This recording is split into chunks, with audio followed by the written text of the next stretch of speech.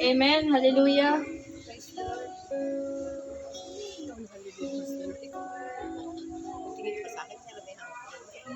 Amen. Tayo po'y sama-samang magpuri at sumamba sa ating Panginoon sa lugar na ito. At sino mang nakakarinig at naabot ng tinig na ito, kayo po'y aming iniimbitahan na makiisa sa ating pagpuri sa ating Panginoon at sa pakikinig na kanyang banal na salita. Oh, Holy Spirit, follow me now. I need your anointing, come in your power. I love you, Holy Spirit.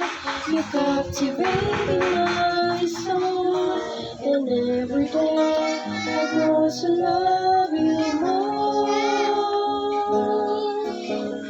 Oh, Holy Spirit, follow me now.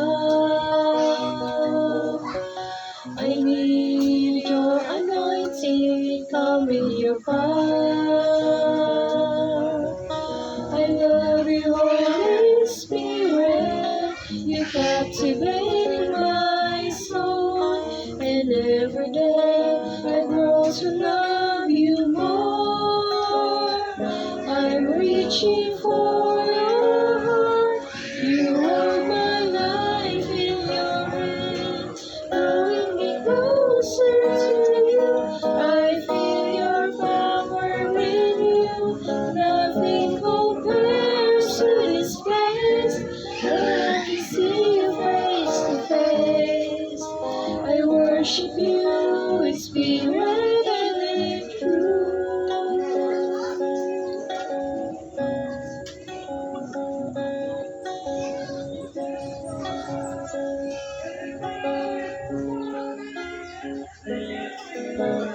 Come, Holy Spirit, follow me now.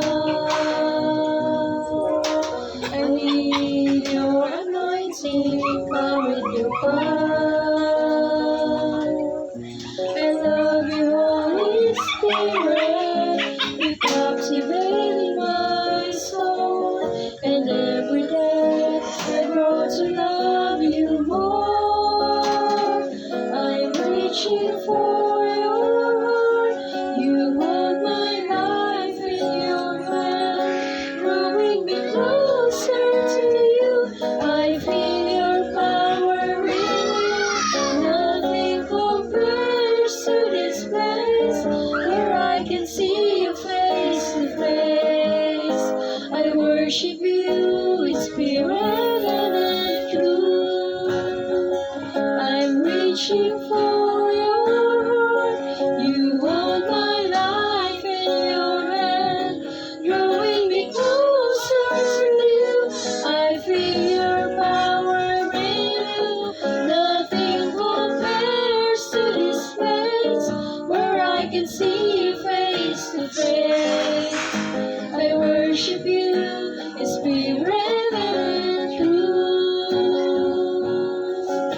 I worship you in spirit and in truth. I worship you in spirit and in truth. Amen. Malakas na palakpak sa ating Diyos na buhay. Praise God. Amen. Patuloy po tayong umindak at sumayaw at tayo aawit ng pagsamba sa ating Panginoon. Palakpakan po natin si Yahweh Shaddai. Hallelujah.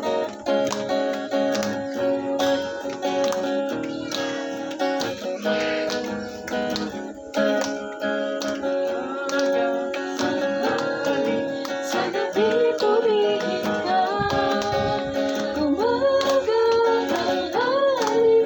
Sa gabi tumingin ka, walang oras na pipili upang ikaw ay purihin. Sa pagsikat ng araw hanggang sa pagtapon nito, tunay na pagsambay ko.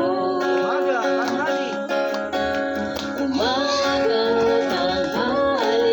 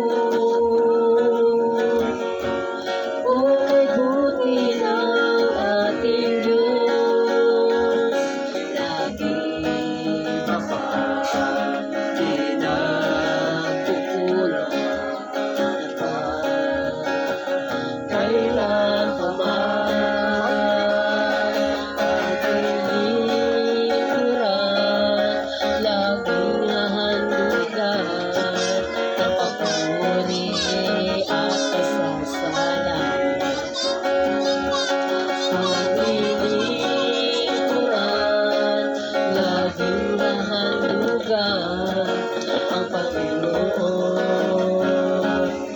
Jesus, umaga, tanghali, sa gabi purihin ka. Umaga, tanghali, sa gabi purihin ka. Walang oras na pipiliin upang ikaw ay purihin sa pagsikat ng araw. Hanggang sa pagtugon ito, tunay na pagsamba ay ko.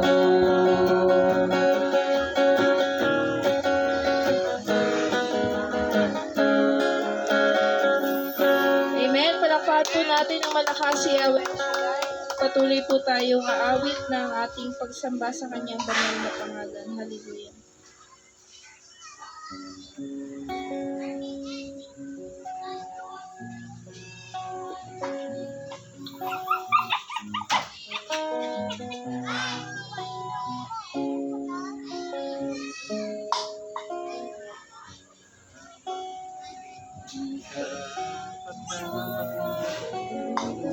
Ulan ng haba at lakas mo pagsinta.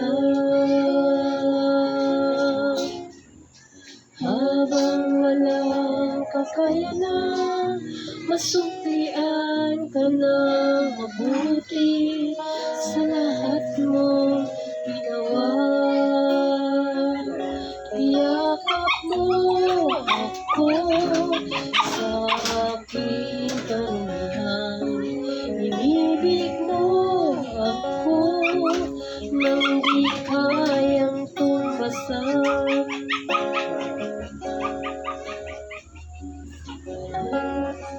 Karapat-dapat, pagkukulang ng habag at wagas mo nagsinta.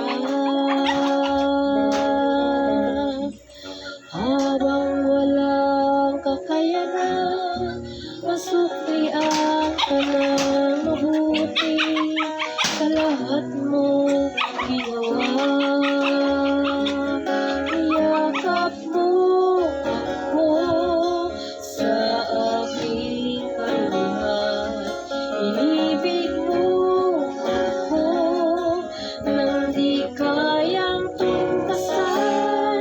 O Diyos ng katarungan at pag-iyak, kahit minsa'y di nabalian ang pamanalang kaluwalhatian. Salamat sa sukdulang biyaya mo, O Diyos ng pag-ibig na mas malawak pa kaysa aking mga pagkakasala. Higit pa sa buhay ko, salamat sa sukdulang biyaya mo.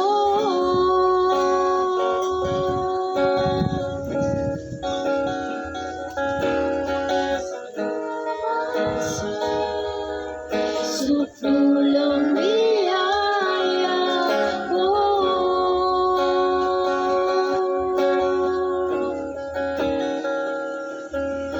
Salamat sa sukdulang biyaya mo.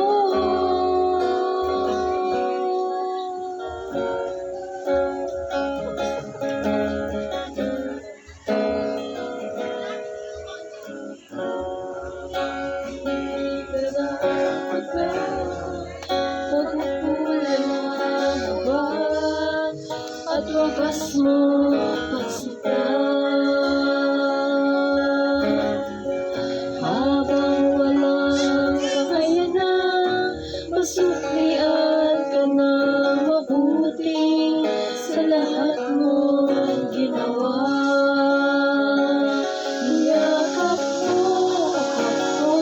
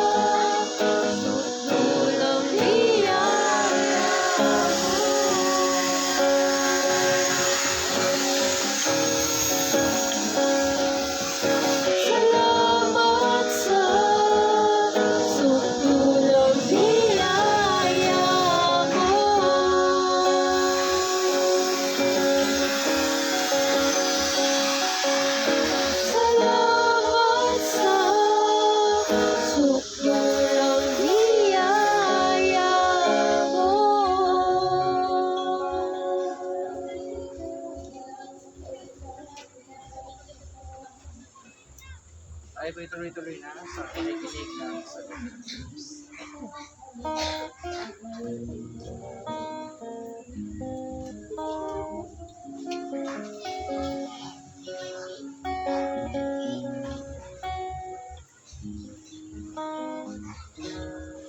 El Shaddai, El Shaddai, Elion Adonai, age to age you're still the same. By the power of your name, El Shaddai, El Shaddai, Elion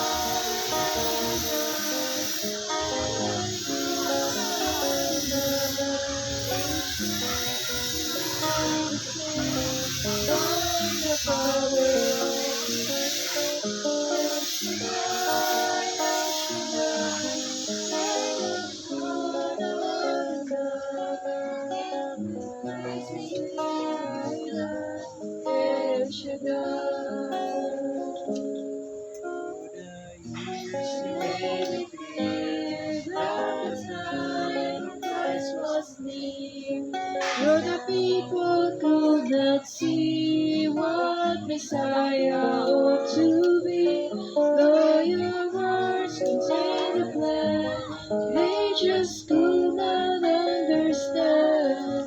You must hold some work was done through the frailty of your Son.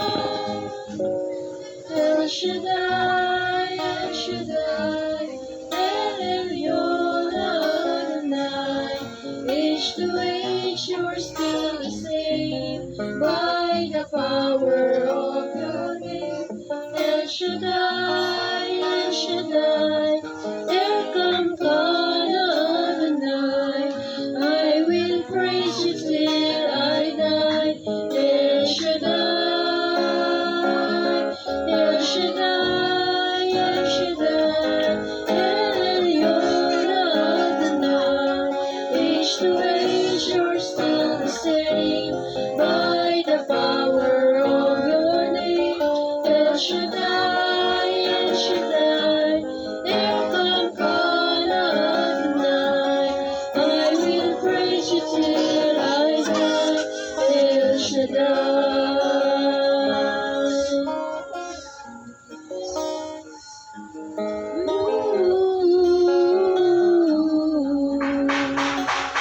I will praise you till I die. El Shaddai.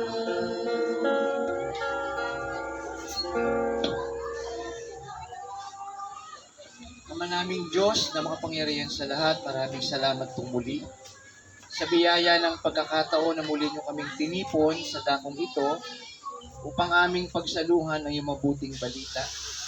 Dalangin po namin, Ama, na sa kapangyarihan ng iyong Espiritu Santo, bigyan niyo po kami ng banal mong karunungan sa pamamagitan ng mga salitang ibabahagi po namin na amin pong maunawaan at maipamuhay ang higit sa lahat ang iyong mga salita. Amin pong itong inaangkin na kami po, Diyos, sa inyo pong sasamahan ngayong araw na ito. Ito pong aming dalangin sa ngalan ng Ama, ng Anak, ng Espiritu Santo. Amen.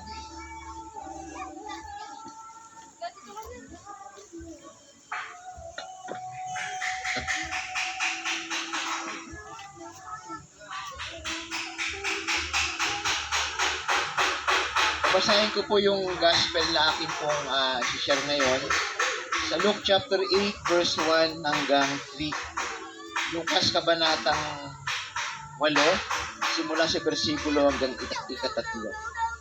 Luke chapter 8, verse 1 hanggang 3. Pagkatapos nilibot ni Jesus ang mga bayan at mga layo ng Galilea, nangaral siya ng magandang balita tungkol sa paghahari ng Diyos. Kasama niya ang 12 apostol at ilang babaeng pinagaling niya sa sakit o pinalaya sa masasamang espiritu. Kabilang dito si Maria na taga Magdala na pinalaya niya mula sa 7 masasamang espiritu. Si Juan na asawa ni Kusa, nakatiwala ni Herodes. Si Susana at marami pang iba. Ang mga babaeng ito ay tumutulong sa mga pangailangan ni na Jesus mula sa mga ari-arian nila. Ito po ang mabuting balita ng ating Panginoon. Pagpalain ng Diyos sa kanyang mabuting balita. Mapagpalang araw po sa inyong lahat.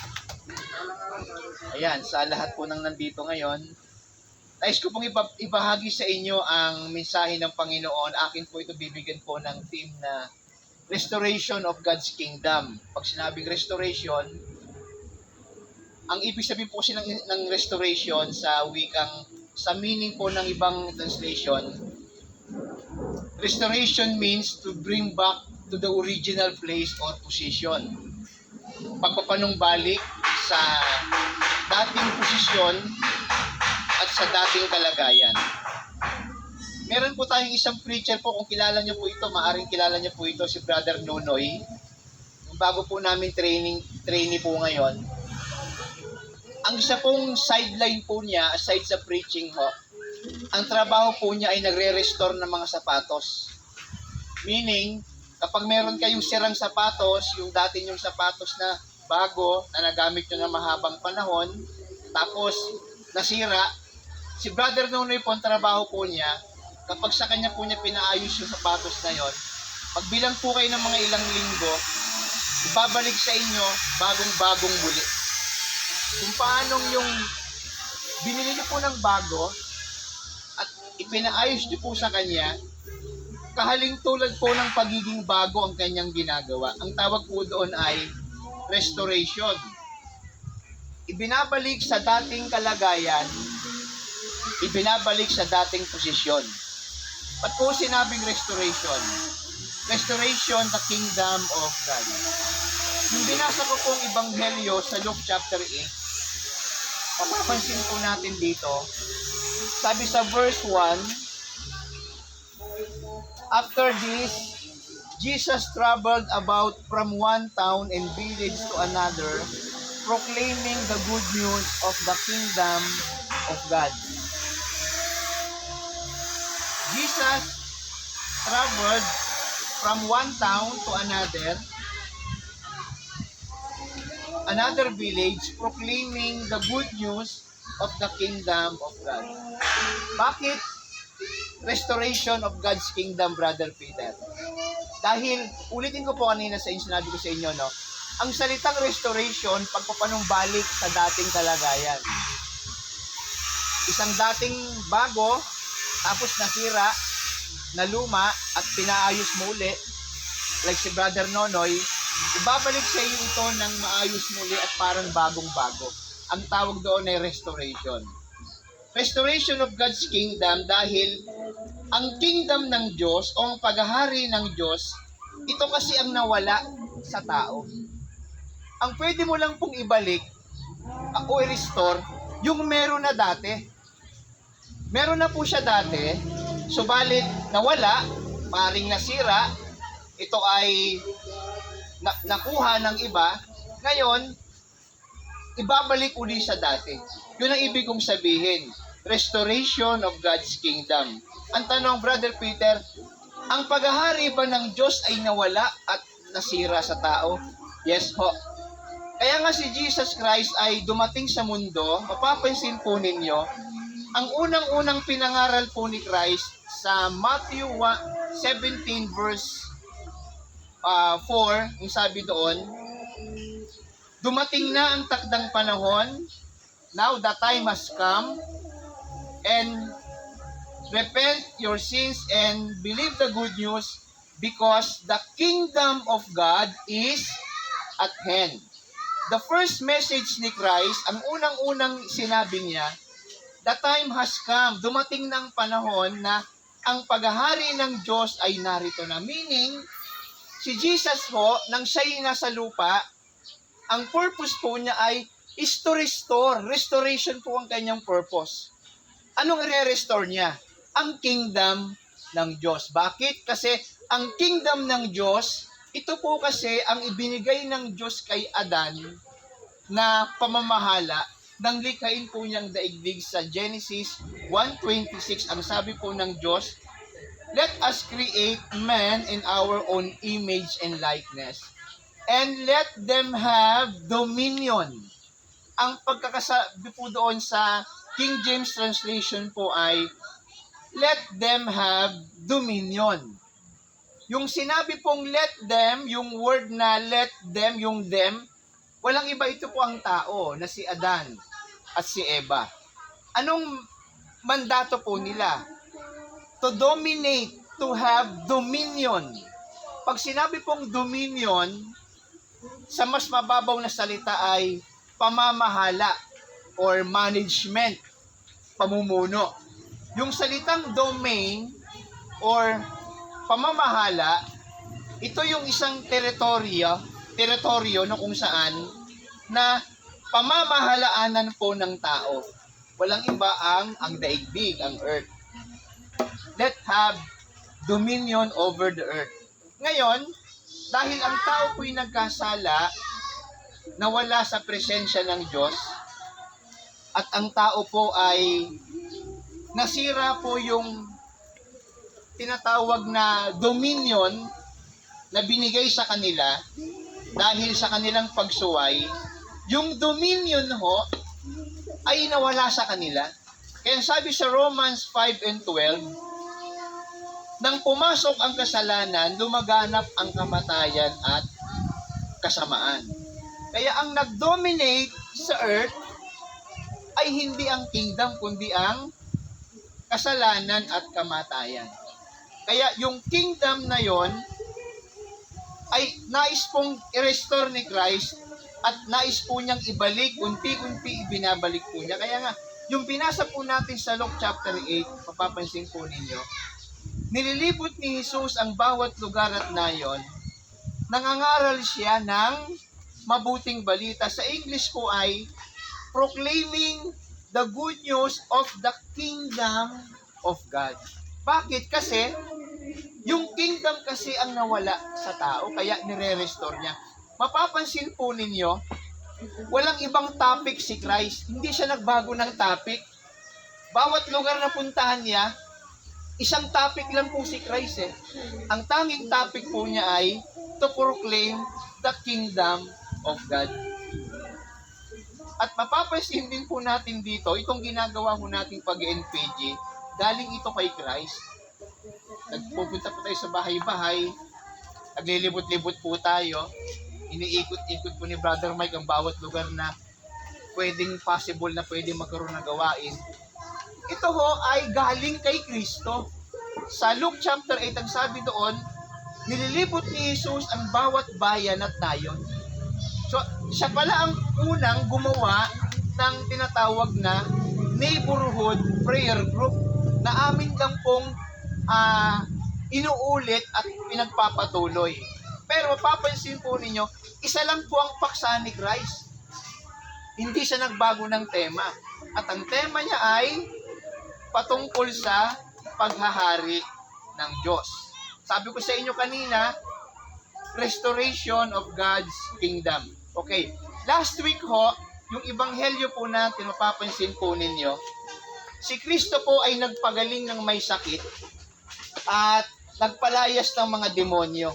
Ang sabi doon sa verse 35 and 36, ito ang dahilan kung bakit ako naparito sa daigdig. Ito ang dahilan kung bakit ako naparito sa daigdig upang dalhin ang paghahari ng Diyos sa tao.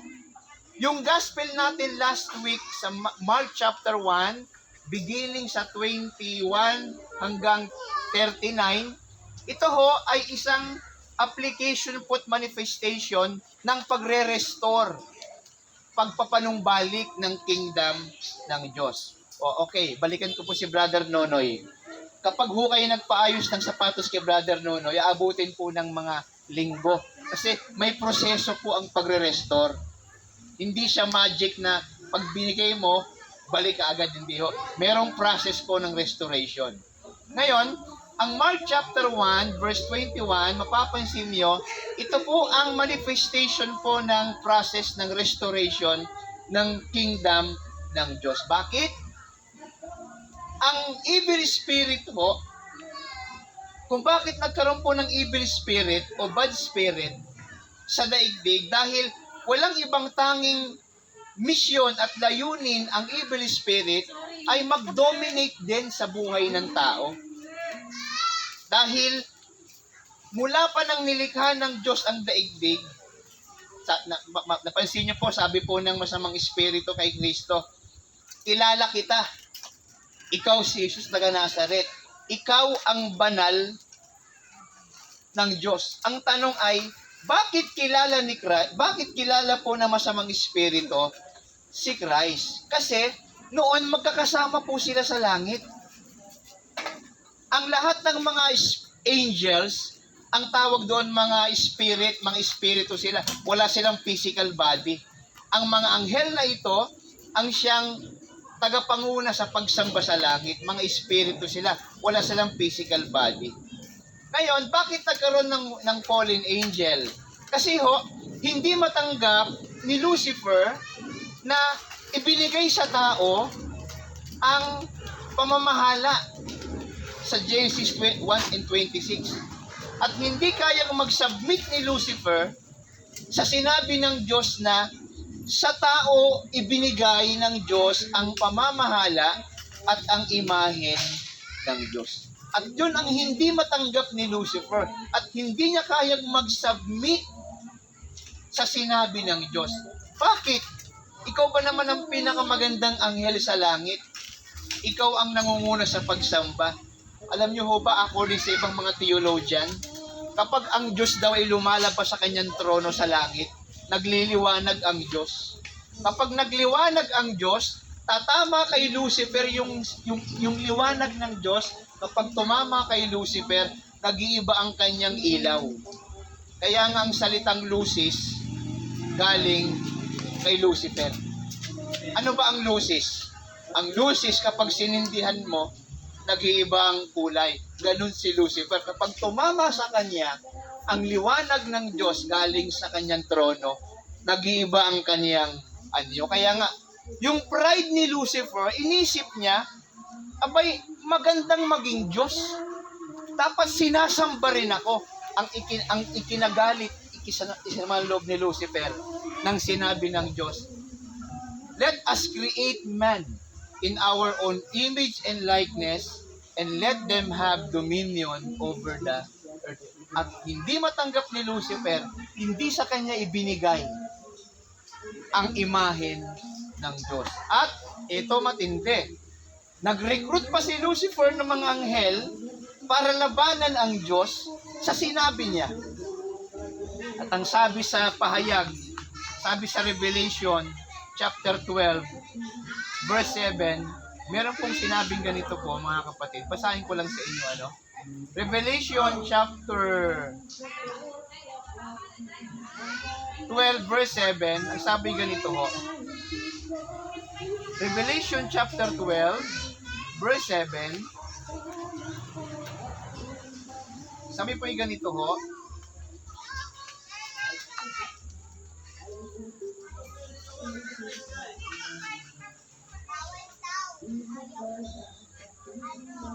ito po ang sabi po, pagkatapos nito, nagkaroon ng digmaan sa langit.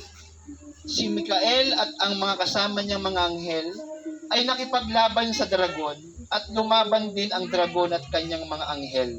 Ngunit natalo ang dragon at ang kanyang mga anghel at pinalayas sila mula sa langit.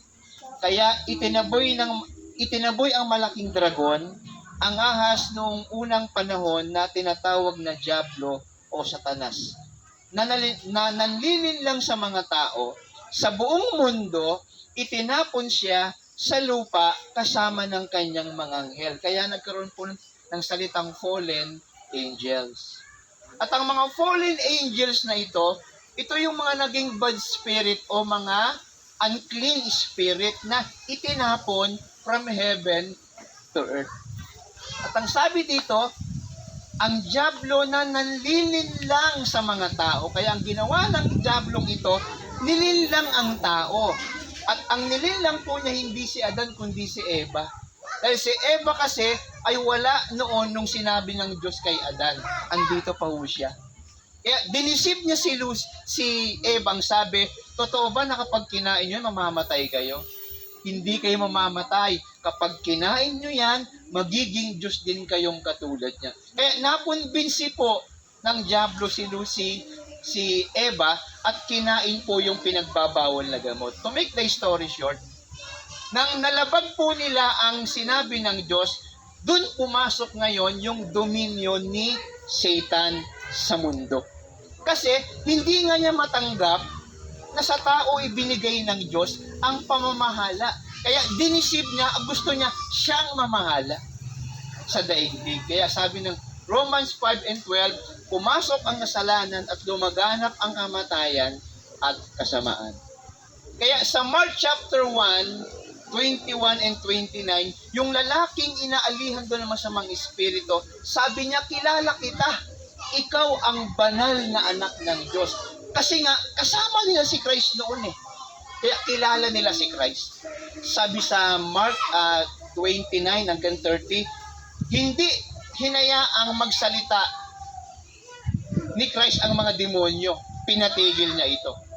At sa bandang 39, sabi doon, ipinangaral niya ang mabuting balita, nangaral siya patungkol sa paghahari ng Diyos.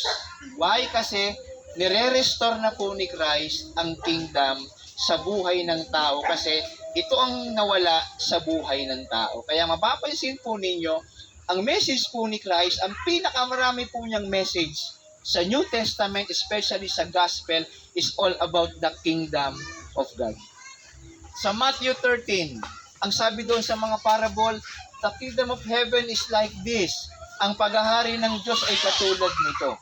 Ang paghahari ng Diyos ay katulad ng bagay na ito. Ibig sabihin, hindi po nagkamali si Christ ng kanyang layunin kung bakit siya naparito. Babalikan ko po yung Luke chapter 8. Sinabi ko sa inyo kanina. After this, Jesus traveled about from one town and village to another, proclaiming the good news of the kingdom of God. And also some women who had been cured of evil spirits and diseases, Mary Magdalene, from whom 7 demons had come out. Sabi dito, mga maraming babae ang pinagaling niya at pinalaya sa masamang espiritu, including si Mary Magdalene. 7 demonyo po ang pinalaya sa kanya. Nang si Mary Magdalene po ay hindi pa niya kilala ang Panginoon at hindi pa niya inaakap ang kingdom ng heaven, ang buhay po niya ay paralisado, nakubkob po siya ng masamang espiritu. And then, nung narinig po niya ang gospel ni Christ at niyakap niya ito, si Mary yung sabi dito, from whom 7 demons had come out. Meaning, ang nagahari sa buhay ni Mary Magdalene dati, Diablo, demonyo. 7 nga ho eh. Pero nang dumating sa kanya ang kingdom message ni Christ, inalaw niya na maghari sa buhay niya ang kingdom ni Jesus Christ. Kaya mapapansin po natin, mga kapatid, mas maraming babae po ang pinalaya at pinagaling sa masamang espiritu. Kasi bakit kamo? Sa mga babae raw kasi, mas kumapit ang mga demonyo. According sa ibang theologian, kasi po si Eva ang unang nagkasala. Nagbabayad lang po mga babae. Pero hindi po yun konkretong totoo. ang katotohanan po dito, ang mga babae po kasi ay mas mabilis magdala ng balita. Naniniwala kayo? Bakit po? Sabi sa verse 35 ata nung Mark chapter 1, sabi doon, mabilis na kumalat ang balita patungkol kay Jesus. Bakit hindi bibilis ang balita? Mga babae pinagaling niya. Sa Luke chapter 8. Kasi nga ang mga babae, pagdating sa balita, mas mabilis kayong magdala ng balita kaysa sa aming mga lalaki. Payag kayo? Mga babae. Pwede. O pwede po na yan, no? Bakit? Obvious naman ho, mga kapatid. Sa gawain po ng Panginoon, ano mas maraming bilang babae, lalaki? Sa simbahan po, nasaan ang mga mister? Nasa bungan. Ang babae nasa simbahan. Ipinapakita rito na ang laki po ng role ng mga babae pagdating sa pag-establish ng kingdom o pagre-restore ng kingdom ng Diyos. Sabi dito sa verse 3 ng Luke chapter 8, Juana and the wife of Cusa, the manager of Herod's household, Susanna, and many others, these women were helping to support them out of their own means. Ang mga babaeng ito ay tumutulong sa mga pangailangan ni Jesus mula sa mga ari-arian nila. Speaking of sa mga babae, mga kapatid, mga kababaihan, hindi man ho kayo nagpipreach o nagtuturo like si Brother Mike at ako. Pero ang laki po ng inyong role kapag sa restoration ng kingdom. Bakit? Ang mga babae po dito nung time na ito ang sumusuporta sa pangailangan nila Jesus. Sabi nga sa ibang translation, ang mga pera at mga kayamanan po ng mga babaeng ito ay ginamit nila para lamang maipalaganap ang kingdom ng Diyos. Kasi nga, naranasan po nila kung paanong nakalaya sila sa kingdom ng Diyos. Ngayon, dito ko po ito tatapusin. Ang tatlong major component ng kingdom ng Diyos ay sinabi ni St. Paul sa kanyang sulat sa Romans 14 verse 17. Ang tatlong major components ng kingdom na ito po yung nasa loob ng kingdom ng Diyos. Kaya ang tanong po ng iba, brother, yung kingdom ba ng Diyos na nawala sa atin ay nire-restore ni Christ? Ano yung nasa loob ng kingdom na ito? Sabi ni St. Paul ay ganito, sapagkat ang paghahari ng Diyos or the kingdom of God is not a matter of eating and drinking. Ang paghahari ng Diyos ay hindi tungkol sa pagkain o inumin. Totoo ho talaga yon, mga kapatid. Subukan nyo po sa gawain. Ang hirap po mag-akay ng mga tao kapag walang ayuda. Nay, subukan nyo po. Mag-experiment po kayo para dumami po kayo rito. Magbahay-bahay po kayo. Lahat po ng dadalo sa gawain next Sunday, magkakaroon po ng 10 kilong bigas at 5 dilatang maling. Tapos meron pang 500 na cash. Magbahay-bahay po kayo. Malamang kukulangin tong lugar na to. Bakit? Kasi ang mentality po ng mga wala pa sa kingdom ay material. Ang sabi nila, magkakapera pa kami dyan. Pagkakaperahan ba yung El Shaddai na yan? Meron ba kami makukuhang ayuda dyan? Wala ho. Kasi ang itinuro po ni St. Paul, sabi, the kingdom of God is not a matter of eating and drinking, but, ito yung first component, but righteousness, katwiran. Ano yung righteousness? Pag sinabing righteousness, literally, ikaw ay nakatayo, diretso kang nakatayo, at nakaharap ka, naka-inline ka sa batas. Halimbawa ako, kahapon po nahuli ko sa Taytay. Sa may, barkadahan, papunta kasi kung Ambel, nagmamadali ako. Naka-green na po green. Siyempre pag green ako. Ang problema, nakalagay doon, no over, counterflow. Nag-counterflow po ako. Kasi nga, para mapadali ako. Kasi noon man, ginagawa ko po noon yun Marami kaming gumagawa noon Pero kahapon po, may isa, parang walang ka-counterflow. Ako lang mag-isa. Pagdating ko sa may gitna, may nakaharang po, enforcer. Nahuli po ako, natikitan po ako. Ang tawag doon, at ang tawag sa ginawa ko po ay unrighteous. Bakit? Hindi ako sumunod sa batas trapiko. Unrighteous. Pag sinabing righteousness, legally ikaw ay nakatayo, sinusunod mo ang batas ng tao. But sa kingdom ng Diyos, righteousness means pagsunod at pagsubmit sa kalooban ng Diyos. Meaning, pag nasa kingdom na tayo ng Diyos, talagang mga kapatid, mararanasan po natin, aayusin ng Diyos sa mga buhay natin. Paalala ko lang po mga kapatid, kapag nandito na po kayo sa gawain sa kingdom ng Diyos, mapapansin po ninyo, unti-unti nire-restore ng Diyos ang buhay po natin. Ang ating isip, sabi ni St. Paul, do not conform yourself to the pattern of this world, but by the renewing of your mind. Restoration means renewing, pagbabago ng ating isipan. Ngayon, yung righteousness na ito mga kapatid, hindi po ito nakukuha ng isang daloka, kundi ito ay ongoing process ng restoration. Mapapansin po ninyo ang mga, especially yung mga member po ng gawain ng El Shaddai, mapapansin niyo po yan, nag-iiba po yung behavior niyan. Dati ang behavior niyan ay wala lang, pero ngayon ho, iba na. Bakit? Kasi nire-restore ni Christ ang ating buhay. Kaya yun ang sabi ng first component, righteousness ang kingdom ng Diyos.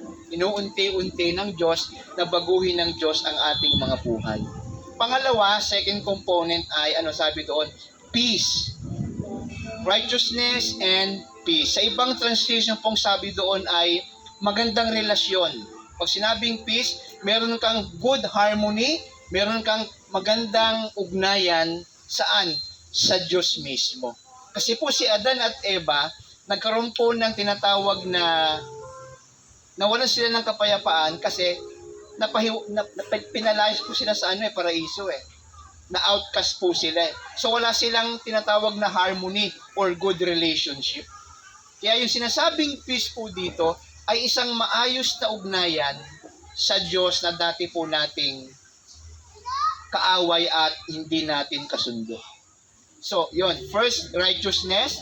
Second, peace. Kapayapaan o magandang ugnayan sa Diyos. Pangatlo, kagalakan. Righteousness, peace, and joy. Uulitin ko po. The kingdom of God is not a matter of eating and drinking, but righteousness, peace, and joy from the Holy Ghost. Kagalakan. Ito po maganda sa mga nasa kingdom na po ng Diyos. Yung kagalakan po natin ay hindi po nakabatay sa kagalakang pangdaigdig o pangmundo. Kundi ang kagalakan pong tinatamasa po natin ay kagalakang galing sa Espiritu Santo. Example ko po kayo mga kapatid. Nung wala pa po ako sa gawain ni El Shaddai, nung kabataan ko, yung teenager po ako, ang amin pong source ng aming kagalakan, kapag kami nakagamit po ng marijuana, especially sa gabi, ilan kaming mababarkada doon, tag-iisang stick po kami ng marijuana, isa-isa kami. So, isa-isa, tapos sundutan po namin ng beer para medyo maganda po yung tama. Pagkatapos po noon, magti-trip na po kami. Pupunta na kami sa mga party-party, sa mga iba't ibang klase po ng kasiyahan, disco, kasiyahang pangmundo. Masaya po kami doon. Masaya po ako doon. Nag-e-enjoy nga kami. Pero yung kagalakang yun ay worldly activities o worldly pleasure. Okay, masaya ka. Katawan mong pisikal. Inuman kami ng mga kaibigan ko, laklakan kami ng alak. Masaya kami. Masaya ka doon. Pero yung kagalakang galing sa Espiritu Santo ay kagalakang kahit wala ho yung ganon, kahit wala yung ganong activity, kapag ang Diyos ay sinasamba mo ng maayos at kapag sinusunod mo ang Diyos, yung kagalakan sa puso mo, kahit wala kang pera, kahit may karamdaman ka, kahit may pagsubok ka, ang puso mo ay natutuwa sa paglilingkod sa Diyos. And then, yung kagalakang ito mga kapatid ay Hindi ito katulad po ng kagalakan na ibinibigay po ng sanlibutan. Ito yung nangyari kay King David nung siya po'y nagkasala at nag-commit ng adultery kay Bathsheba. Nawala po yung kagalakan sa puso niya nung nag-commit po siya ng kasalanan. Kaya ang panalangin niya kay Yahweh, Lord, create me a clean heart and renew a right spirit within me.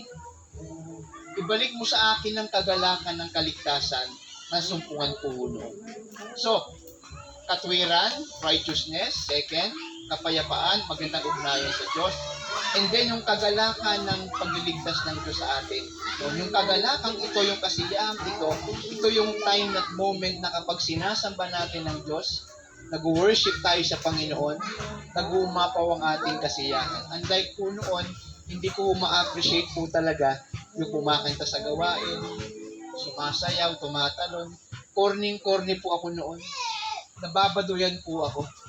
Kasi yung kagalakang pamantayan ko, yung kagalakan na ginagawa namin ng mga kaibigan ko. Pero na-realize ko lang nung ako'y nasa gawain na po ng Panginoon, doon ko naintindihan na ang kagalakan pa lang ito ay kagalakan mula sa langit.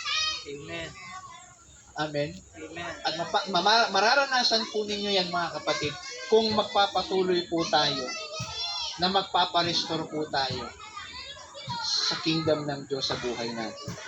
Finally bawat tahanan po, bawat bahay, layunin po ng Diyos na dalhin ang paghahari ng Diyos.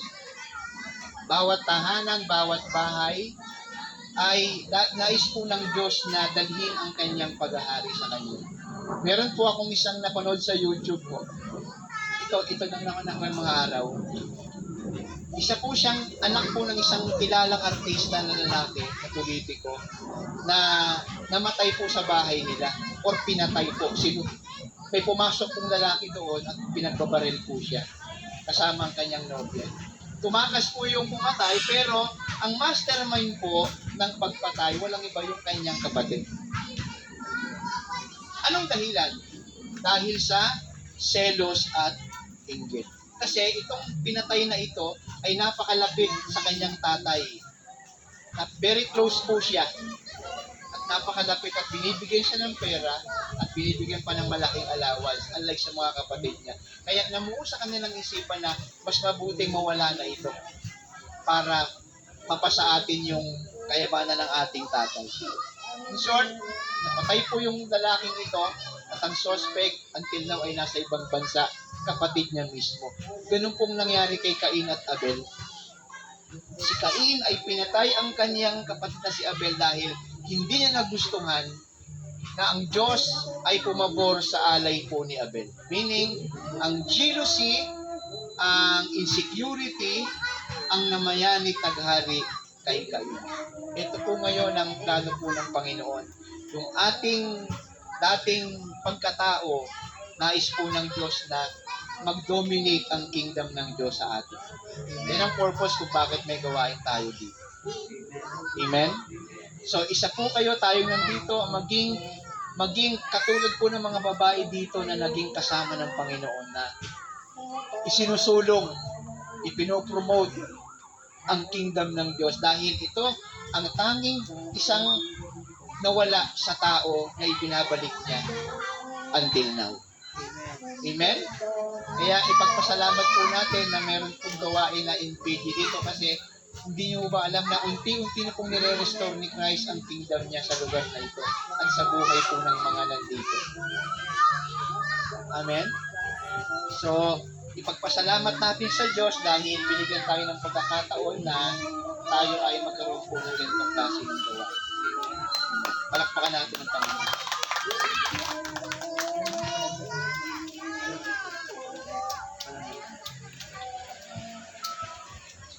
Tumayo po kayo mga kapatid at bago po tayo maghimalunay, ilingin po natin sa Diyos na marapatin po niya tayong lahat ay kanyang maging dwelling place o mapagharian po niya ng kanyang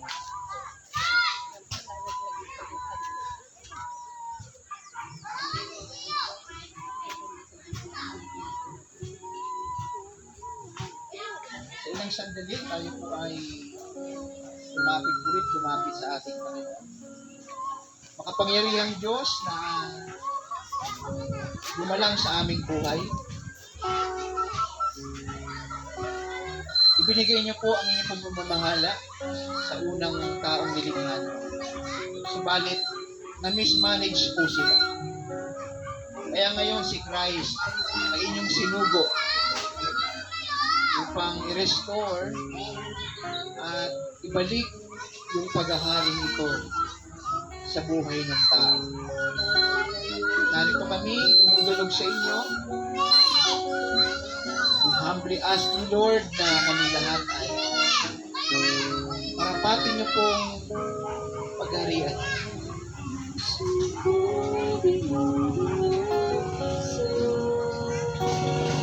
Papakumbaba. Papakumbaba, nagsusumamo. Maging dapatin mo Ikaw ay kamasdan. na ikaw ay mamasdan.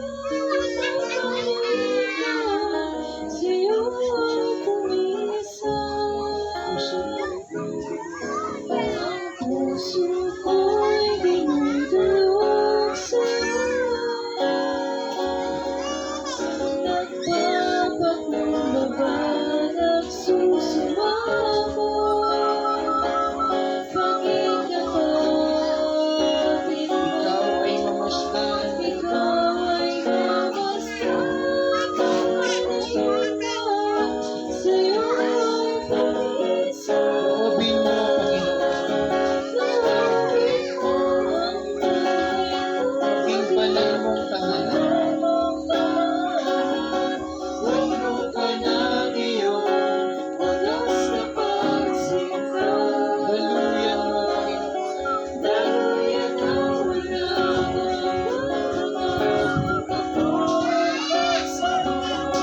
Mahal ikaw, O Diyos.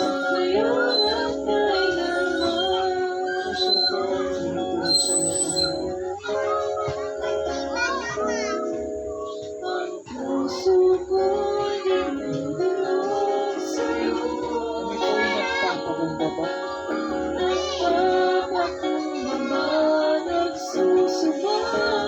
Maging dapatin mo. Ikaw ay mamasdan.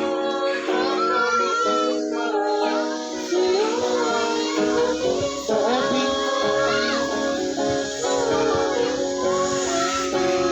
maging banal mong tahanan.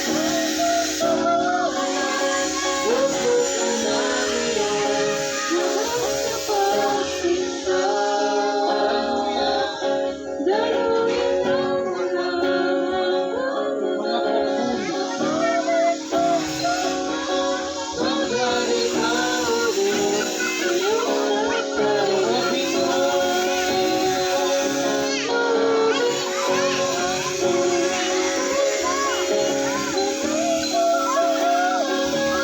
Puno ka ng iyong mahal ikaw, O Diyos.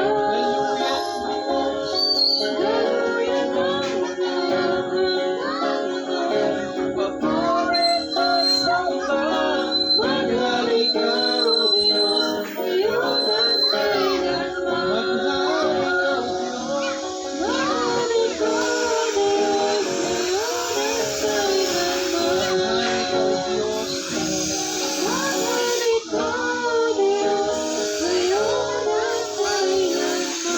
Panginoon, ang paghahari ito na inyo na po binigay sa amin. Huwag niyo pong hayaang ito ay agawing muli ng kaaway. At ngayon, Panginoon, narito o Diyos ang mga tinawag sa lugar na ito. Kailangan po Diyos na maranasan po nila ang paghahari niyo sa buhay nila araw-araw. O Diyos, maraming salamat po. Lahat ang ito'y aming binabalik sa mga pangyariang pangalan. Pangalan ng Ama, ng Anak, ng Espiritu Santo. Salamat po. At isang araw.